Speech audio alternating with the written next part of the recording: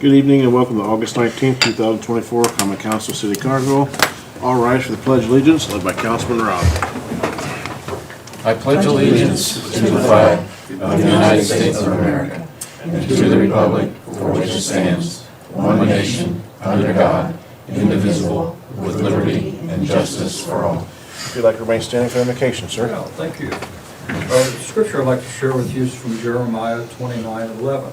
It says, "For I know the plans I have for you, declares the Lord, plans for welfare and not for evil, to give you a future and a hope." Let's pray. Oh God, we come before you with thankful hearts. We thank you for making each of us in this room in your image, with dignity and worth. You've given each one a calling to be good stewards of your creation and to love our neighbors as ourselves. I thank you tonight for our mayor, city staff, and city council members. We all come to this room as complex human beings, each carrying burdens, trusting that you alone can hold us together in your love and peace. Help us, Lord, to trust you more as we learn to lean on your everlasting arms. In the name of Jesus Christ, amen. Amen. Thank you, sir. Thank you. I'd like to welcome everyone this evening. Remind you, please turn your cell phones off. We will begin with roll call. Okay. Councilman Robb? Here. Councilman Gray? Here. Councilman Collins? Councilwoman McQueen? Here. Councilwoman Barrett? Present. Councilman Williams Jr.? Present. Councilwoman Phillips? Present.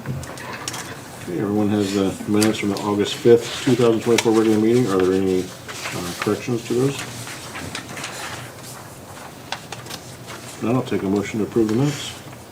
Motion. Second. I have a motion and a second. All in favor signify by saying aye. Any opposed, same sign. Motion carried. Moving on to the new business, we have approving pending ordinance 3950, would be ordinance number 7010, deleting of a handicap parking. Randy, you want to come talk about this one? You did this one, sir.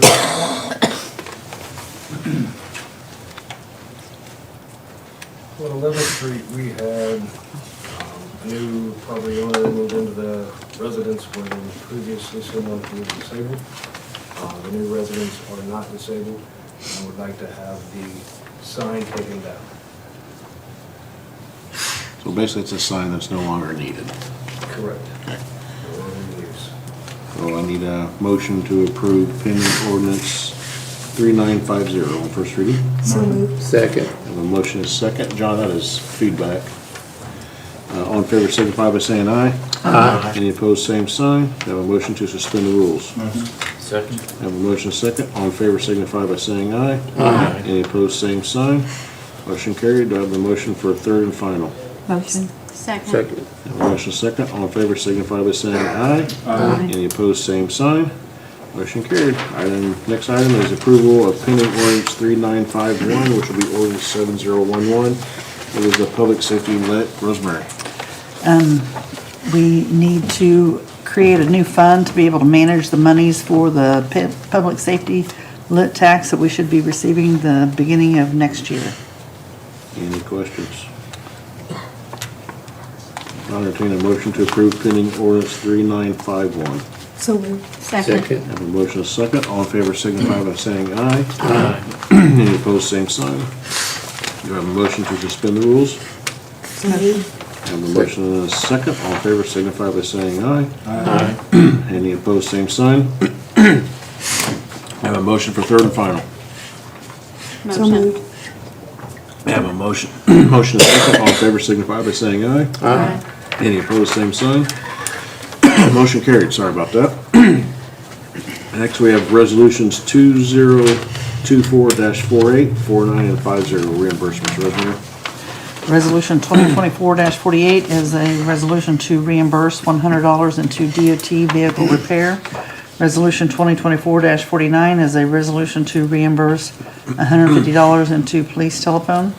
Resolution 2024-50 is a resolution to reimburse $2,400 into cemetery other contractual services. Any questions? Now entertain a motion to approve resolutions 2024-48, 49, and 50. Motion. Have a motion and a second. All in favor signify by saying aye. Aye. Any opposed, same sign. Motion Motion carried. Move on down, we'll go ahead and have Adam give a budget update report, so he don't have to stick around. Hey, good evening. Can everyone hear me okay? Yes. Yep. Yes. Okay, I'm gonna share my screen. Can you see this, John? Yes. Everyone see? Okay, great. Well, very good. It's good to see you all. Good evening, and I hope you all had a pleasant weekend. We wanted to just jump on real quick and do a concise 2025 budget update. We're working on that as we speak with the Corp Treasurer and Mayor's Office and departments relative to next year's budget, and wanted to provide an update. So I've tried to consolidate a lot of the updates behind the scenes since the council workshop we had several weeks back. So since that meeting, when we got some of the council priorities, we have met with all the department heads at least one time. We'll meet with them again before we finalize all of the estimates. We have updated all the budget files for the current year, the forecast for the rest of this year, as well as the estimates for next year, at least initially, have been calculated. The major changes are summarized under item 2 here. So before any new actual budget requests, one of the terms, I refer to it as the base budget, but if you think about it right now, we're just trying to update the budget for known expense changes. So, for example, next year for the 1977 police and fire plan, the city's contribution of the employee salaries is going from 19.1% of the first class pay to 20.3%. So we adjusted for that, and that had a budget impact approximately of $70,000 at current salary level. We increased health insurance across the 3 different plan providers. There was quite a few premium increases there, and after adjusting those through, that works out to be about a $75,000 increase over what was adopted in 2024. We had a police contractual salary update that we've got factored into the budget, as well as adjusted for some of the overtime spend year to date. We trended that out as well. There was a handful of other sort of department level adjustments, but we'll communicate that when we have the final estimates for you. But all that work has been done. So we have the preliminary expense budgets largely put together. We've been through a few rounds of those conversations and are in the final estimate perspective now. As far as revenues, I should say 2025, revenues for 2025, property taxes, both at the maximum levy and the net usable property tax revenue after the circuit breaker, is up 4%. That is what we expected. That is per state law for 2025, and that's how it works out for you all as well. So that works out to be about $185,000 that we anticipate next year for property tax revenue as an increase. Net assessed valuations, which are the main tax base for the property tax revenues, they're up 17% for pay 2025. That is a certified number. And since we've been tracking data for the city, that's the largest percent increase that we've seen on record. So it's really notable. And it leads to item number 4 we have specifically from the budget perspective. The local income tax, this just came out. This came out just the other day. We're at 4.67% increase year over year. That's on the certified local income tax shares. It's up about $110,000. So again, if you remember from earlier this year when we did the revenue presentation and the educational series, property tax and local income tax are the number 1 and number 2 revenue source on the city side, followed by trash and EMS fees. So those two increasing 4 to 4.67% respectively give us sort of a backdrop that we can look at. And That leads us into then a couple other updates we have, then I'll open it up for questions. First is the levy and tax rate goals. So anytime you have a situation where the property tax revenue is going up 4% and the assessed values are going up, over 4 times that tends to put a lot of downward pressure on the actual, civil city rate. And that's what we're seeing here. So when we look at 2025, this is the actual numbers, this is what we think the levy is going to be.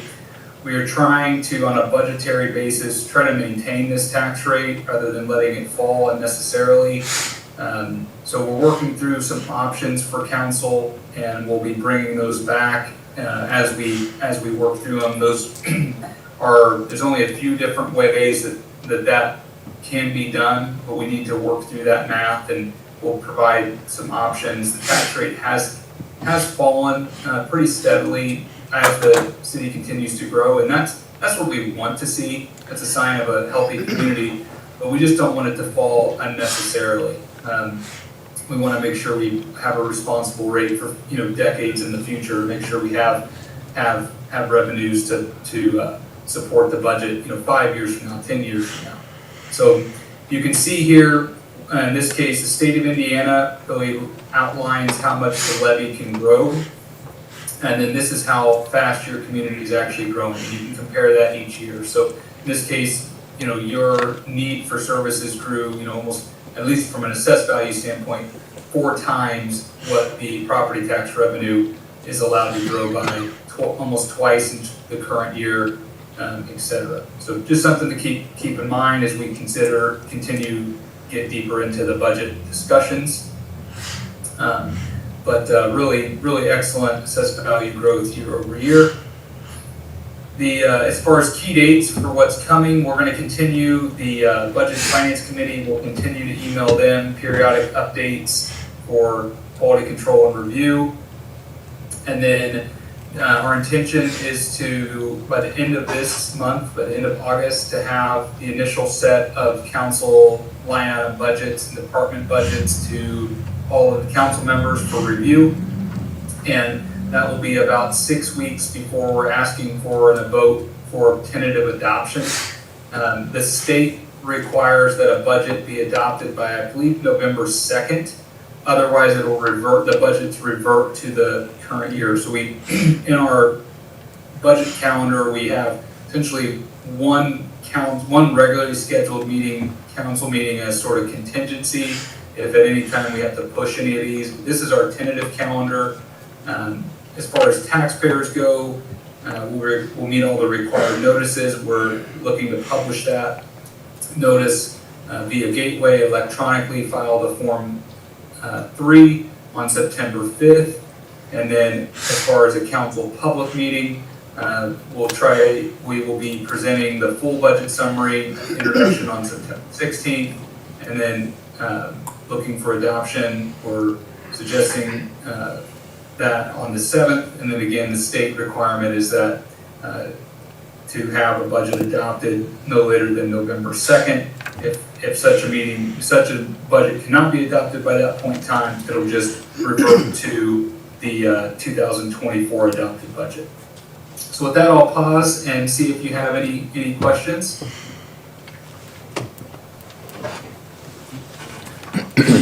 I just wanted Adam to give everyone an update on the budget process because we start working on it. So it's been a while. We start working on it pretty early, but we don't get all of our information from the state really until the last few weeks to go. And sometimes people think we're just trying to rush it through last minute and we've been dragging our feet, and that's not the case. It takes a while to get confirmation on all the numbers. And that's kind of where we're at. We're still waiting on some critical numbers before we can move forward, and we're kind of sitting there twiddling our thumbs until we can. So I just want to give everyone an update on how that works, and we want to make sure all of our numbers are accurate before we move forward. So, thank you, sir, for your time. Thank you, Adam. Thanks, My Adam. pleasure. And if anybody has any questions, certainly for the departments, go directly to them. But if you have any questions or want to grab a coffee or talk through it privately or anything, just shoot me an email and I'm happy to get on a Zoom with anybody. Otherwise, we'll keep you posted, and I look forward to productive 2025 budget season. Have a nice night. Thank you. Thank you, Adam. Okay, moving on to department reports. Chief Jones.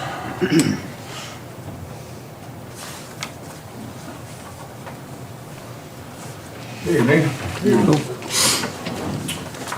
Monthly report for the Connersville Fire Department for July of 2024. We'll start out with overtime. We had $4,306.81 in total overtime.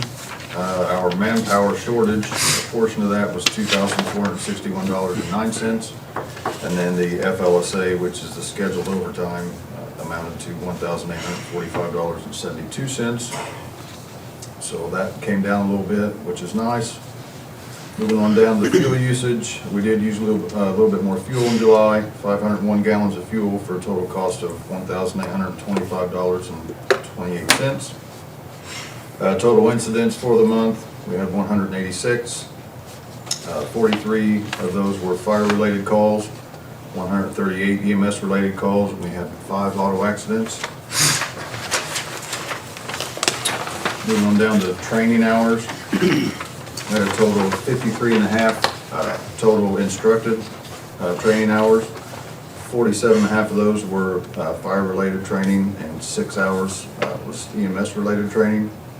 We did a total of 11 fire inspections for the month, and we had a total of 26 and a half hours of fire investigations. That's really all I have. Do you have any questions? Okay, thank you. Thank you. Chief Bolos.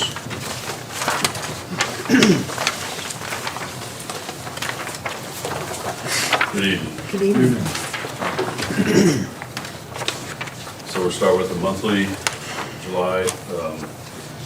As you can see, our overtime is still up. I am still 2 down, and July is a heavy vacation, personal day use month typically. Gallons of fuel, we're at 1,870 gallons of fuel.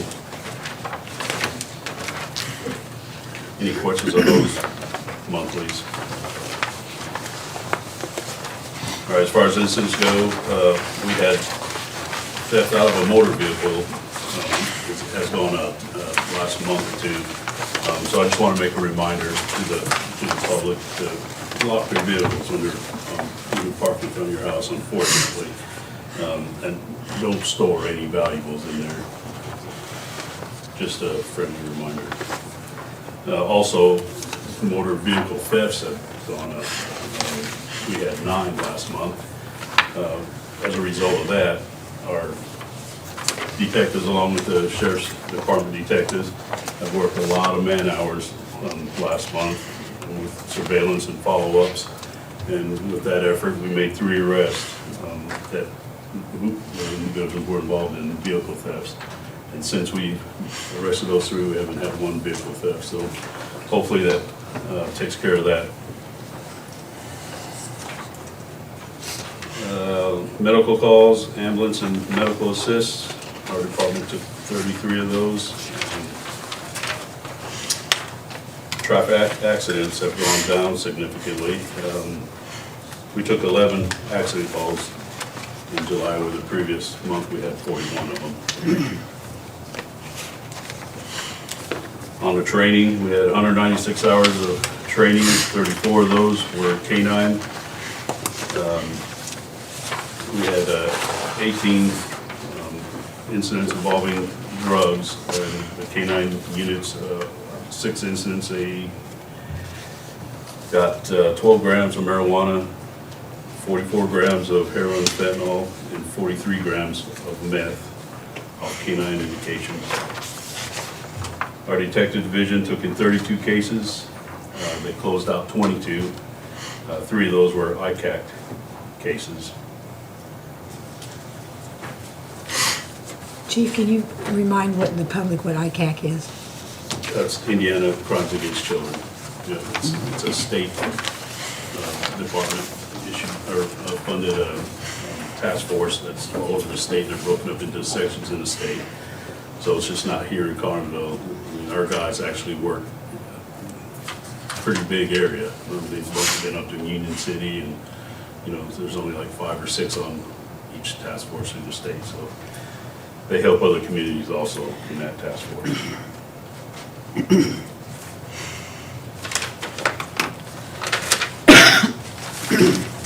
All right, so as far as our drug intake for the month of July, 23 grams of marijuana, 80 grams of heroin fentanyl, 103 grams of meth, 44 pills, 31 of them were fentanyl pills. We took in 37 needles, 9 items of paraphernalia, and 3 seized handguns. Out of all, there's 18 incidences and 17 individuals were arrested on drug-related charges. A couple more items. I just want everybody to be informed that we do have an officer back. Last Friday graduated from ILEA. We're excited to get him trained. He's going to be in FTO for a couple weeks. He'll be out on his own, helping the community out. In the same token, we have another guy going to the academy next Monday, so I'll still be short. Two guys, but we're getting there. So, any questions? Thank you. Thank you. No, but I do want to say, Chief, I do want to say to you and your whole department, good job. Last 2 weeks ago when we had the big bust we did, you guys handled it with professionalism. I've had some other departments reach out and said you guys are so professional. I don't know when you guys get deployed like that. So everyone did a great job, very professional, and a very good week. It So was a long night, but it was really effective. very effective. A lot off the street that night, so Just want to say good job. thank you. Thank you. Mr. Wolf. Good evening, council. Good evening. Good evening. Ordinance Office Report for July 2024. For the month of July, I conducted 112 ordinance violations, 36 of those relating to grass and weeds, 20 expired license plates, abandoned vehicles, or demolition derby cars in yards, 18 accumulation of trash and rubbish, 15 residents with interior furniture sitting outside their homes, 4 yard exceptions, 3 dilapidated buildings, 2 dangerous buildings, 2 due to parking positions, 2 operating scrap yards without a license. I'm currently working with both of those guys to get the exterior of their property cleaned up, tires removed, vehicles removed from outside the fenced area and put back inside the fence. And the licensing department at the state of Indiana has been notified, and they are working with them on getting a licensing renewed. 2 safety hazards relating to fiber optic lines laying down across people's properties and in their yard, and mosquitoes in unused pools that are retaining water at apartment complexes here in town. 1 transient merchant, 1 ordinance amendment, which you guys just discussed on handicap parking sign removal, 1 property line dispute due to a dilapidated fence falling onto another neighbor's property. Because of the location of it, I was referred to area planning, and I took the complaint in online and helped them fill out the online complaint form to area planning so that they could address it with those individuals. 1 for trees and shrubs obstructing visibility, 1 ordinance issue outside of the city limits, which I referred those people to their appropriate commissioner to receive some follow-up.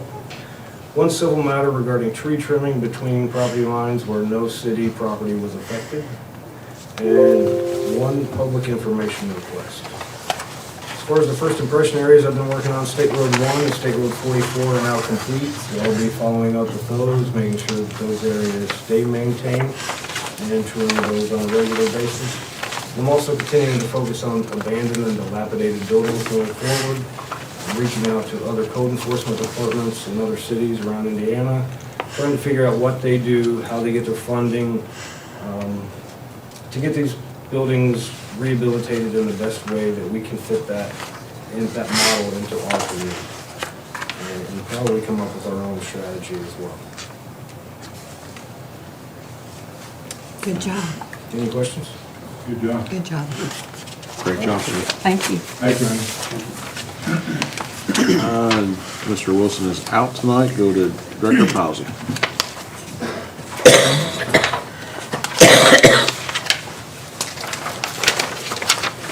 Good evening. Good evening. Well, for the month of July, we had 8 hours, 14 minutes of media production, soon to greatly increase. 7 hours, 24 minutes of original production. YouTube analytics for the month, 5,301 views, 557 hours of viewing, and 3,638 subscribers. Top content was School Board, the 2024 Fair Parade, and City Council on July 1st. City Facebook analytics, we had 33,600 impressions last month, with 5,755 followers, so we're communicating pretty well. Continuing to work towards the live streaming law compliance, and that's going pretty well so far.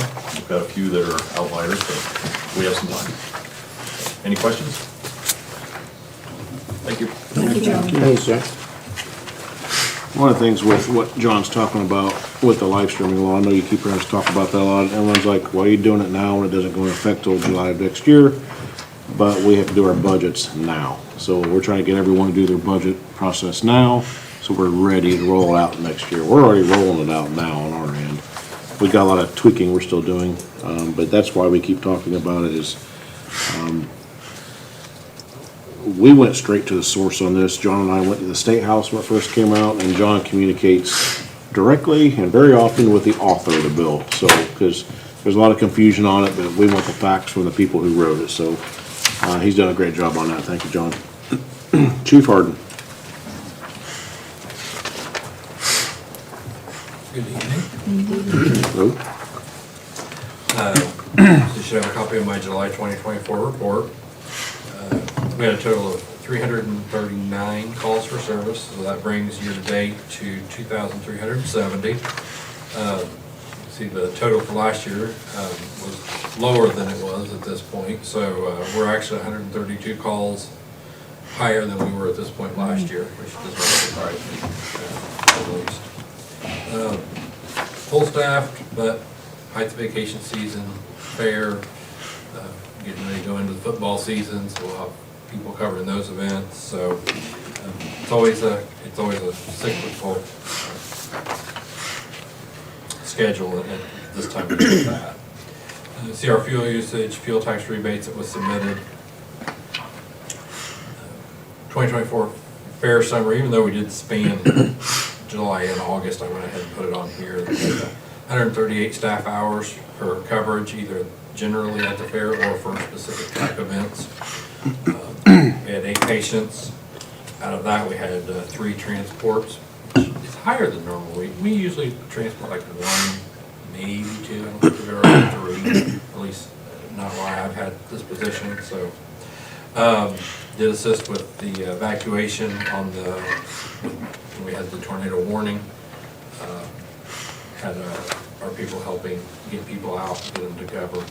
And we assisted with one lost child. Someone said, hey, this little boy has lost his parents. So we were able to contact police. They actually knew who the mother was and put them back in touch with each other. So had Stryker Medical on site, had 2 techs for the entire day. So we have a service contract with Stryker, which is quite pricey, but they service all the cot loads, all the cots, the stair chairs, and the Lucas devices. They go through, and the cardiac monitors. They go through everything. They upgrade anything that needs upgraded, anything that's worn, faulty, has a service advisory, they replace it. It doesn't cost us a dime at that point. They actually did find what could have been a very significant problem with one of the cot load systems. They overnighted parts 2 or 3 different times. I'm guessing that would have run into the thousands of dollars if we had to pay that out of pocket, and didn't cost us anything. It was all covered under the service contract. So, not to mention the fact that they will swap out any batteries that are over a certain number of years old. They will swap out. I would say we probably got $2,000 to $4,000 worth of batteries when they were here. They take the old ones, they give us brand new ones. So it's an expensive thing, but it is well worth it. And there's a lot of peace of mind and a lot of liability coverage on this. If they come in, they look at everything every year, so. So we did have the ambulance that was in a wreck. I talked to them on the 5th of this month, and they repaired the body damage on the box itself. It's now in the remount shop. That was 2 weeks ago, so they were actually waiting for it. They had a kind of a gap in their pipeline. They think, hey, we need this to fill our pipeline, so that was kind of encouraging that it wasn't like, don't bring it, we're not ready for it. It was like, bring it on, we have spot, we need it now to fill our pipeline up. So I'll get an update sometime this week. And we did receive an insurance check for the damage, so that was, glad to have that behind us. Does anybody have any questions? Thank you. Thank you. Assistant Director Williams.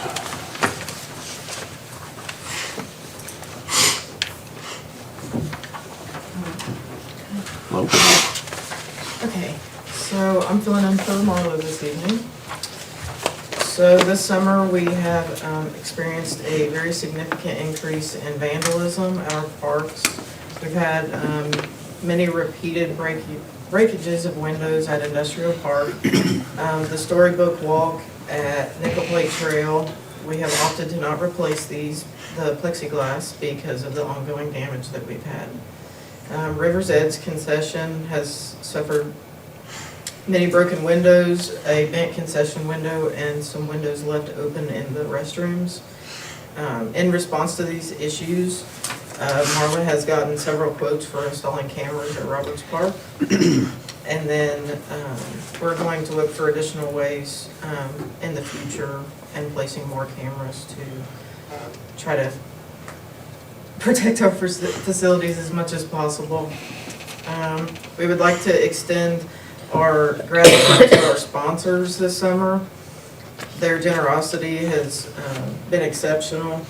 We've had many sponsorships for our Summer Discovery, our July Parks and Recreation Month. We celebrated that with our staff, which we had dinner provided for us, treats, and then some door prizes that we gave out. And then Combs Custom Flooring remodeled our floors in the administration building, and Floyd & Sons cleaned the banquet hall carpet. Horse Barn 1 was painted this summer by our seasonal worker. She did a great job, and then the stalls in the barn look great, and we still have a lot of stalls available for rent. The HELP grant, we've been working with HWC on the Offense Park project. Plans are underway for the design of the park, and she has received a couple bids for the project. The Hunger Skate Park is working on a design for the new skate park at Roberts Park, and she will share that information once she has received the plans. The Lilly Gift Grant, we're working with the foundation and HWC on the gift grant to receive, she's received funding for phase 1 and currently in the application process for phase 2. If we receive this grant, we're hoping to add walking trails and an inclusion park at Roberts Park. And we have been gathering information for the grant and holding stakeholder meetings. The girls' basketball registration is currently open. The flyers went home to the elementary students last week. Registrations can be done online or in the park office until September 20th. So going over the recent increase in sports registration fees, the reason behind this adjustment is this was approved back in February, that the fees are necessary to cover various costs associated with year-round sports programs of 11 different sports. These expenses encompass the salary of the sports director, insurance coverage, custodian hours, referee fees, field and court preparation, office staff responsibilities, and the distribution of flyers to the 8 local elementary schools. We also purchase shirts and medals for each of the kids. We do also maintain the facilities and the equipment, which includes mowing. We are fortunate to receive sponsorships, but it does not fully cover the costs. And we appreciate everybody's understanding for this increase, and we are grateful that people are still participating. So today, Marla was at a planning meeting for the Indiana Parks and Recreation Conference. We are accepting reservations for the light display for the drive-through lights in December at Roberts Park. We're accepting reservations for the First Responders Trunk or Treat event. The Community Day of Sharing is October 2nd. You can register at the Parks Department to be a volunteer. The Living Well, Aging Well for the 50 and up will begin again in September, and then calendars can be printed out at the Miller Building. They'll be posted online or at the park, on our park app. So the Living Well, Aging Well will begin in September 2nd. Girls basketball is open until September 20th. Community Day of Sharing is October 2nd. Renaissance Fair is October 10th. First Responders Trunk or Treat is October 29th. And Illuminate the Park is in December. Guys, any questions? One thing I wanted to mention, are we considering extra lighting as well? Or like, I know you said additional cameras, but are they gonna put in more lighting as well? I would have to talk to Marla, but I am pretty sure that they have talked about extra lighting. And then two, I don't know if you've seen it at night yet, but there's some lights going out in the park Okay. at night. Which ones? And what time? Because some of them might be on timers. It's totally dark, and it's toward the entrance of, going toward the Waterloo, so 30th Street. I don't know if they're fairly on timers that go off when the park closes. Well, it's totally dark, so, I'm not sure. I mean, timers may be an issue, but if it's pitch black out, But are they on at all before? they're off. Okay. Well, I At didn't know if night, they, I couldn't tell you an hour before that. That's what I only know mean, when if they drove shut through, off, okay. When it was actually dark. Okay. I'll talk to Marla and we'll look into it. Thank you. Thank you. anybody have any old business? Miscellaneous business? The Chamber's annual meeting is September 17th. Tickets are $35 for members and $55 for non-members, and we're still accepting applications for nominations for the awards. Any other miscellaneous business? Mayor, I was going to address it with Jeremy, but I know we're out of part-timers for mowing, and I know we're behind in mowing, but we're also losing ground on catching up on ordinance requests from the ordinance officer to clean up properties. So are we able to get those caught up? Because he hasn't submitted any since June or July, and he's got a whole bunch more to submit. He's got a whole bunch submitted. We don't have the staff or resources to take care of them right now. I got you. That's kind of where it's at. Okay. So we used all of our summer help to do that. And they're gone, so. Okay. Did that answer your question? I'm sorry. No, but I'll get you. Okay. Any other miscellaneous business? Public, anyone from the public have anything to say? No speech? Okay. Take a motion for adjournment. So moved. Second. Motion second, all in favor signify by saying aye. Aye. Any opposed, same sign. Have a good evening.